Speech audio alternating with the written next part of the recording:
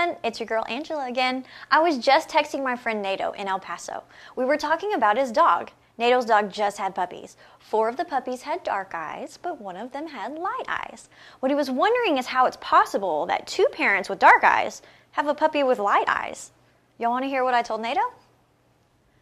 Well, it all goes back to this, like monk guy or priest named Gregor Mendel. He was living in Austria a long ways back. In fact, while we were busy having our civil war here in America, old Padre Gregor was figuring out how traits are passed from one generation to the next. Instead of using mice or rabbits, he studied the pea plants that grew in the garden of the monastery. Oh, he looks so happy, doesn't he? There's a big long story about how he did his experiments and the way he recorded his results. But why don't we just cut to the chase and talk about his rules of genetics that we use today?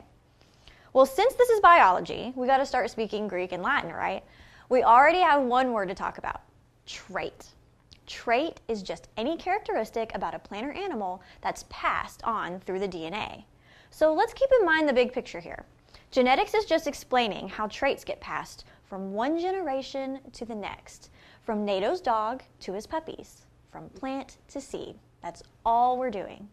First things first, for any one trait, you get 2 instructions, one from mom and one from dad. For example, dad might give you the instructions for red eyes, and mom might give you the instructions for red eyes. By the way, you're a fruit fly in this scenario, okay? Also, mom and dad might both give you the white eye instructions. That makes sense. And when I say instruction, I'm talking about alleles. That's all allele means, a version or a form of a trait. So for one trait, like eye color or whatever, there could be a bunch of different alleles. For fruit flies, there's like the red eye allele, the white eye allele, and some might even have yellow eyes. That's pretty awesome. And a little gross. But what about this? What if dad gives you one allele and mom gives you another? What if dad says, hey kid, have yellow seeds, and mom's all, no mijo, have green seeds? Who do you listen to? Well, the first thing you've got to know is that some traits are dominant and some are recessive. Let's rock out a T-chart. So dominant traits are what they sound like. They dominate. So if yellow seeds dominate green seeds, that means the yellow seed instructions are always going to be followed by the offspring. The only way to have green seeds is to get green seed instructions from mom and the green seed allele from dad. Something else is that we give dominant traits a capital letter and recessive traits little baby letters. So finally, I think of dominant traits as bullies because even if there's a little letter set of instructions, the dominant instructions will dominate. It's like recessive traits are pushovers. We're almost done speaking Greek. Then we can finally answer Nato's puppy question. If the offspring inherit the same instructions from both parents, we say he's homozygous for that trait.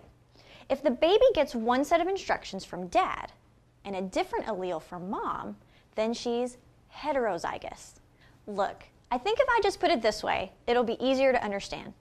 Homozygous is going to be like a big H with another big H, or a little t with a little t. So what's heterozygous going to be? Totally. It's a big H with a little h, or a big T with a little t. Or even more simple, homozygous could be 2 stars or 2 smiley faces.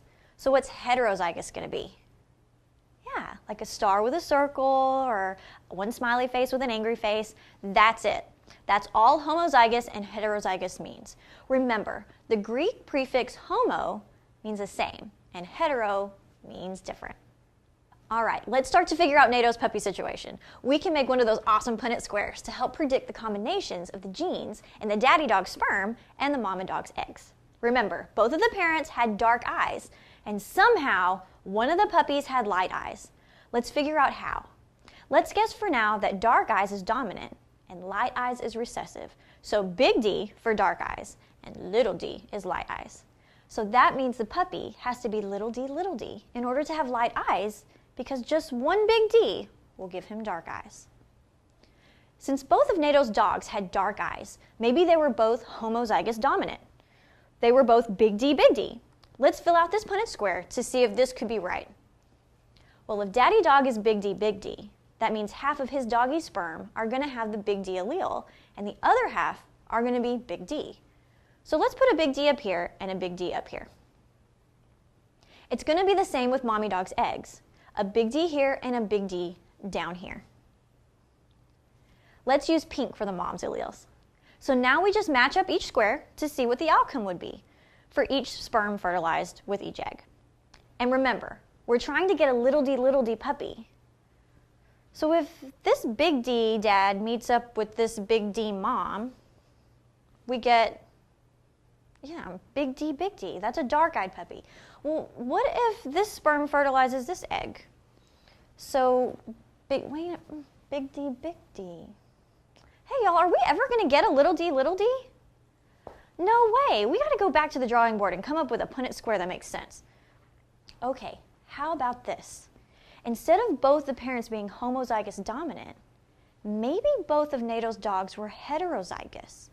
Maybe they were both big D, little d. So let's change this. So our Punnett Square, let's make both of the dogs big D, little d.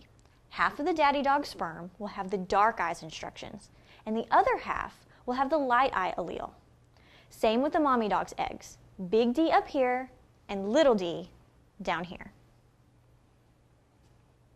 Are we going to wind up with a puppy that has little d? Okay, this sperm fertilizes this egg.